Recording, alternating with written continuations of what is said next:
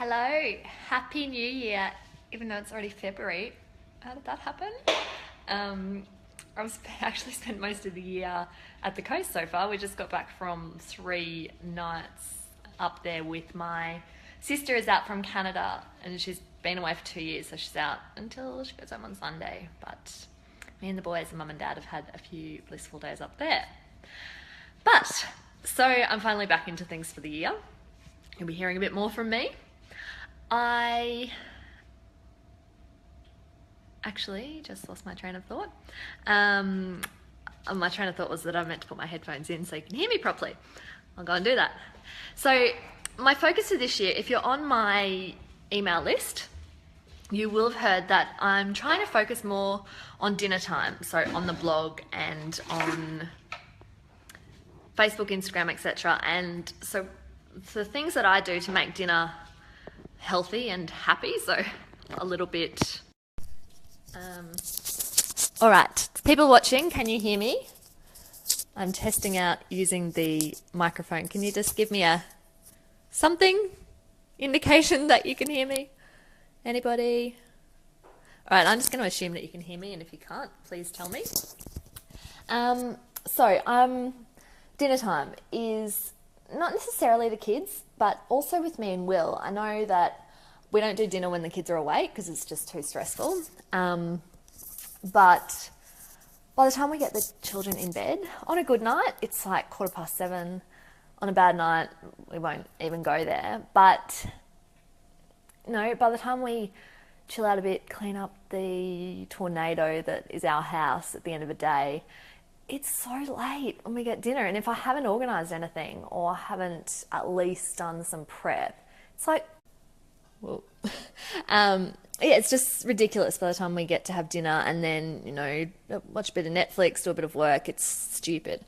So over the years, I've come up with a few things. Keeper's just laughing to himself over in the corner. A few ways that that I make it a little bit more stressful, less stressful. And one of them is keeping the pantry well stocked and organised. So I'm just going to take you on a little bit of a tour of my pantry. Thank you, Georgie. Good. Glad you can hear me. So I haven't cleaned it up. It's not Pinterest worthy by any means. Looks like a pigsty, but the main thing with pantries is to find a system that works for you, and it might look like organised chaos or just complete chaos to other people, but if it works for you, that is the main thing. So I'll turn you around, if I can remember how to do it. If you've got any questions, just type them in. I'll answer them as I go. So this is our pantry. We've got a corner pantry, which is terrible for finding things. Yeah, things get lost very easily, so it can be a bit tricky to keep organised, but the general theme of things is that I keep... What's wrong, buddy? Come over here. Keep all my bulk supplies down the bottom. So I buy a lot of things in bulk. My favourite place to buy from for Whole Foods is the Whole Food Collective. They are based on the Sunshine Coast. Don't bite me. Live video, everyone. Based on the Sunshine Coast, and they do really, really good prices on organic and spray-free produce. You've got to buy reasonable quantities. I didn't realise quite how big a kilo of nutritional yeast was, but they're the best prices that I've found. So then on this shelf, I've got all our pastas, rice, cereals. We don't really do cereal. We've got... Hi, Tom! We've got Wheat Bix and basically corn puffs. And then biscuits and things. And in here I've got random bits and pieces like papadums, noodles, and corn thins for lunch. So with that, I know that I've always got some sort of base for a recipe. So there's always pasta. They're all different types of pasta. We've got... Oh, yuck, there's a bug in my rice thing. Different types of pasta to make different types of meals. So there's always some sort of base of carb. Then up here I've got all dried fruit. And then at the back I keep the quinoa, couscous, all of those other things that are also bases for recipes.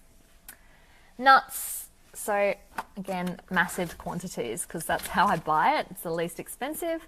And dried fruit. Then up here, I've got sauces and spices. So they are the essential item in my pantry for flavour. I don't buy any sort of jars of sauces or packet mixes of anything because, well, one, they're really expensive, and a lot of them are full of some really crappy ingredients, and they're so easy to make. So I don't know, maybe they don't want you to know that because then they wouldn't be able to sell their product. But yeah, things like taco mix and burrito mix and all of that stuff, it's really just a couple of common spices that you throw together. So I haven't bought a burrito packet mix for a million years. Yeah, because you just don't need to. So I'll turn you back around, and that's the same with sauces. Like things like tomato pasta sauce, they're all so easy to make. Literally, tomato pasta sauce, if you throw a bit of garlic into a pan, cook it with some oil, and hello baby, throw in a tin of tomatoes and a bit of basil, salt and a bit of sugar, that's literally it. And a tin of tomatoes costs nothing. Even if you're buying organic, you can get them for like $1 at Aldi. So they're a lot less expensive and you know what's in it. Okay, so spices, sauces. So I've always got some soy sauce, my essentials. Okay, this is my exception. I know this is full of crap. This is, well, he has to have mustard for his hot dogs and tomato sauce. This actually is probably a million years old because there you go, best before December 2014. Whoops. Rice malt syrup and mustards. Mustards I use a lot as well. And then up here, all my baking things. So I've got a million different types of flour. They're all in random jars because I buy the big quantities. And then up the top, I keep a supply of all of these, what do you call them? Alfoil, baking paper, all that stuff, so you don't run out, because that is one thing. If it's 7:30 at night and you're just starting dinner and you realise you're baking something in the oven and you've got no alfoil left, it's not fun. And that's where I hide the kids' treats. And there's the chocolate. I forgot to hand out party bags at Ollie's party on the weekend, so we've got a lot of Frodos left over. So we've also got another... That's another one of my big things, is if you've got room, buying in bulk is a big thing, and having backups of stuff. So I always have at least 2 of something in the cupboard. Show you. So things like tin tomato, we're running a bit low because it's shopping week next week. I shop once a month for all the pantry staples. So things like tin tomato, I'll always have a lot of, but other things, say tahini. So I've got one open in the cupboard and I've always got a backup. So as soon as I open the backup, it goes on the list so that I never run out. So in here I've always got tin tomato, tinned beans, baked beans because you have to have them with kids and husbands, tomato passata, and then a few random bits and pieces that I've collected. Curry paste. That I do generally make myself, but having a good curry paste is handy as well. So, my main cooper, and I keep the potatoes in the cupboard as well. Out of the cupboard, bud. Look at that. So, my main thing about this is, well, one key idea is if you have a couple of recipes, even just 2, that are recipes everybody likes, or whoever you're cooking for likes, recipes that are easy to make and quick to make, and use, sorry, Cooper's climbing on the cooler bag, use just a few ingredients. You can keep everything on hand for 1 or 2 recipes. You know that you're never, excuse me, 1 second. Come here. You want to be in the video too. Look. You know that you've always got, say hello, you've always got dinner ready. And if you print out the recipe and put it with a collection of the ingredients, you could even have it so it's completely husband. I'm being a bit biased here. I do have friends who their husbands cook. They're awesome. And they don't cook. But yeah, that's not generally the case. So you can keep all the ingredients there so that if you can't cook or you want someone else to cook, there's no excuse. Everything's there, you've got the recipe there, and you know, for last minute times when you've just eating my dress. When you've got to make dinner in a hurry or you've had a crazy day, you've got it there. So as I said, I'll show the fridge and freezer in another video, but I've always got meat in my freezer. So if you've got a bit of meat, a tin of tomato, and some spices and some rice or pasta, you can make so many different meals with it, and it's just not difficult. It's tasty, and yeah, it just makes life a lot less stressful. Papi, So, hey, Ollie's at school, darling. Daddy, Yeah. So that's really my main thing. I'll talk more about how I do once a month shopping. Daddy. Probably next time I do the shop. That's a big de-stressor. Don't bite me. Not funny, mate.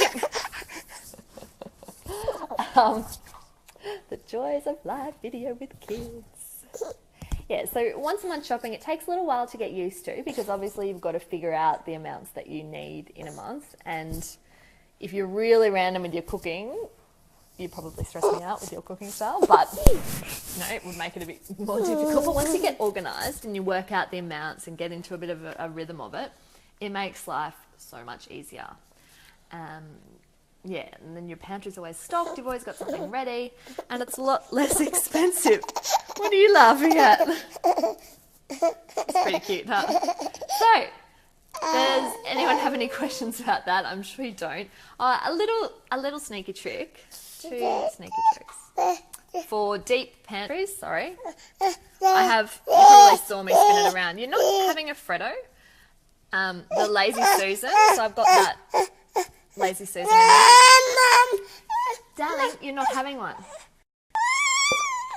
I think this is about to go downhill. But putting a Lazy Susan in if you've got a deep pantry, is a really good thing to do, so you can get at everything. Jars, good way to keep things fresh. So I just save jars. Stop biting me.